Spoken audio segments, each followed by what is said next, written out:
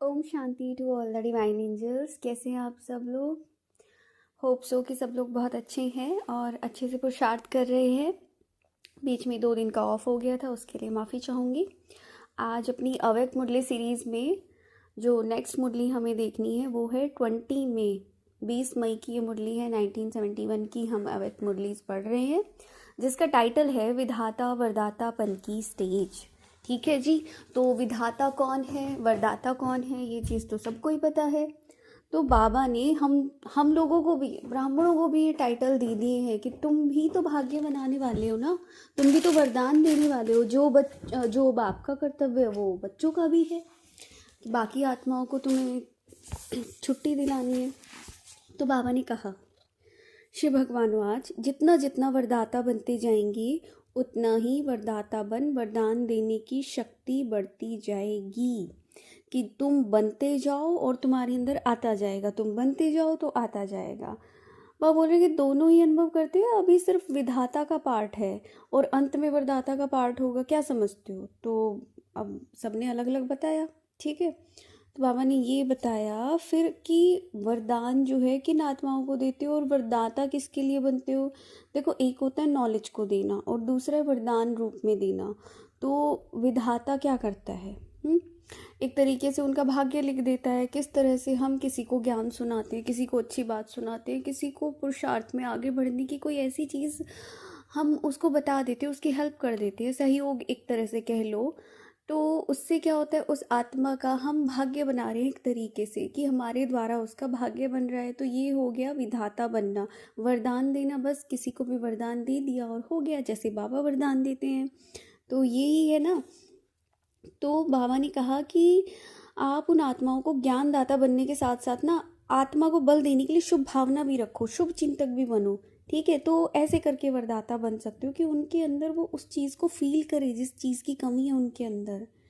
Next point है, जिन आत्माओं की इच्छा को देखकर तरस की, रहम की भावना आती है, तो रहम दिल बन अपनी सभी शक्ति की मदद दे, उनको ऊंचा उठाना, ये है वरदान का रूप। जैसे मैंने बताया अभी आपको कि वरदान का रूप क्या है। तो उनको रहम दिल बन के अपनी शक्तियों की, जो तुमने शक्तियां जमा करी है ना, उससे मदद देना। देखो, उनके अंदर शक्तियां नहीं है, उनकी शक्तियां हो तो ये तो उनका पुरुषार्थ का हो गया, तो ये वरदान थोड़ी ना कहलाएगा। तुम्हारी शक्तियों में से उनको मदद देना, उनको ऊंचा उठाना, ये होता है वरदान। वरदान देखो इजी गोइंग होता है, इजी गोइंग। उसके लिए मेहनत नहीं करी जाती। जो चीज़ मेहनत से प्राप्त होती है उसको कहा जाता है पुरुषार्थ, क्योंकि वो मेहनत से प्राप्त हुआ है। ठीक है। उसको भाग्य नहीं, मतलब वरदान नहीं कहेंगे। वरदान होता है कि बिना मेहनत के आपको कोई प्राप्ति का हो जाना, उसको कहा जाता है वरदान। ठीक है। तो फ़र्क है एक बहुत बड़ा, इसको ध्यान में रखना। नेक्स्ट है कि अंत के समय वरदान लेने वाली आत्माओं में वही संस्कार मर्ज हो जाएंगे। जो तुमसे वो वरदान लेके जाएंगी ना, वही संस्कार उनके अंदर मर्ज हो जाएंगे। और ये सब कब इमर्ज होंगे? द्वापर में। ये संस्कार तुम्हारे जब वो भक्त बनेंगे ना, तब इमर्ज हो जाएंगे। तो समझे, तुम इस समय किस किस की सर्विस कर रहे हो? अपनी प्रजा भी बना रहे हो, तो अपने भक्त बनाने की सर्विस भी। मतलब सारी पाठ की नूंद, पूरे कल्प की नूंद इसी एक संगम पर हो रही है। ये चीज़ ध्यान में रखना है। तो जी, आप वरदान भी कब दे सकोगे? वरदान देने के लिए खुद के पास स्टॉक होना चाहिए ना पूरा, तभी तो दूसरे को दे सकें। तो बाबा बोलते चेक करो इसके लिए अपने आप की, अपनी शक्तियों के अंदर कि कितनी तुमने इकट्ठा करी है, किसकी कमी है। देखो, खुद के अंदर ही अगर कोई चीज़ की कमी है तो भाई फिर तो हटा ही दो। दूसरा, सिर्फ खुद की ज़रूरत के हिसाब से है तो भी हटा दो तुम। किसी को भी दान कब दिया जा सकता है? जब आपके पास आपकी ज़रूरत से ज़्यादा हो। तो ज़रूरत से ज़्यादा का स्टॉक होना, यानी कि अपने तक भी किया है सीमित, उसके बाद का जो एक्स्ट्रा तुम जमा करोगे ना, वो जाके तुम्हारे काम आएगा। तो ये वरदान देने वाली, वरदाता वाली बातें ये सब ब्राह्मणों के लिए नहीं है, क्योंकि सबके पास पता है खुद के लिए तो पूरा स्टॉक है नहीं। सोचो, मतलब खुद के लिए सफिशिएंट वाला स्टॉक भी नहीं है, तो देना वेना सब बहुत दूर की बात है। और जिनको देना है तो वो अपने आप को चेक कर लें कि सच में तुम हो इस लायक कि दे सको। वह बोलते हैं कि रोज अपना बैंक बैलेंस देखते हो, रोज बहुत भिखारी भीख मांगने के लिए आएंगे तुम्हारे सामने। जैसे जैसे समय नज़दीक आता जाएगा तो तुम्हारे सामने लाइनें लगनी है।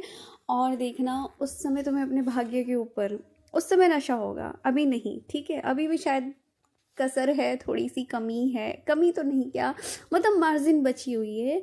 जैसे जैसे समय नज़दीक आएगा ना, तब आपको दिखाई देना शुरू होगा। और उस समय बाहर वाली आत्माओं से ज़्यादा तो ब्राह्मण आत्माएं पश्चाताप करेंगी। उनका पश्चाताप तो बहुत छोटे रूप का होगा, क्योंकि उन बेचारों को तो कुछ पता ही नहीं। और यहाँ वाली आत्माओं को जो लेवल का पश्चाताप होगा ना, आप सोच भी नहीं सकते, अंदाज़ा भी नहीं लगा सकते। और कभी भी ये मत सोचना कि जो बुद्धि आपकी आज है ना, वो यही रहेगी, नहीं रहेगी। जैसे जैसे आत्मा शुद्धता की ओर और अपने पार्ट के संपूर्णता की ओर बढ़ती चली जाती है ना, उसकी बुद्धि प्योर एंड क्लीन होती जाती है। आज जिन बातों को आप जिस रूप में समझ रहे हो ना, कल इन्हीं बातों को, सेम इन्हीं बातों को आप पता नहीं किसी और रूप में समझेंगे। और तब लगेगा कि काश सुन लिया होता या कर लिया होता। और ये जो आत्माएं होंगी ना, जिनके पास भरपूर होगा, ये आत्माएं छिप भी नहीं सकती, कभी नहीं छिपेंगी। इनका पार्ट ही ऐसा है, इनका पार्ट बनेगा।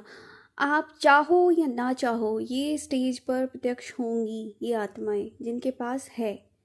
फिर बाबा ने ये थोड़ा सा बहुत एक्सप्लेन करने वाला पॉइंट है, बहुत सुंदर पॉइंट है।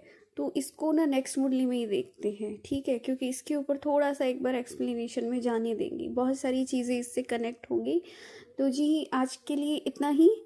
जो भी चैनल पे नए आए हैं, चैनल को लाइक कर सकते हैं, शेयर कर सकते हैं दूसरों के साथ, क्योंकि जैसे बोलते हैं कि प्यार बांटने से बढ़ता है, तो ज्ञान भी बांटने से बढ़ता है। Thank you so much. ओम शांति। मुझे सुनने के लिए थैंक यू। मिलते हैं नेक्स्ट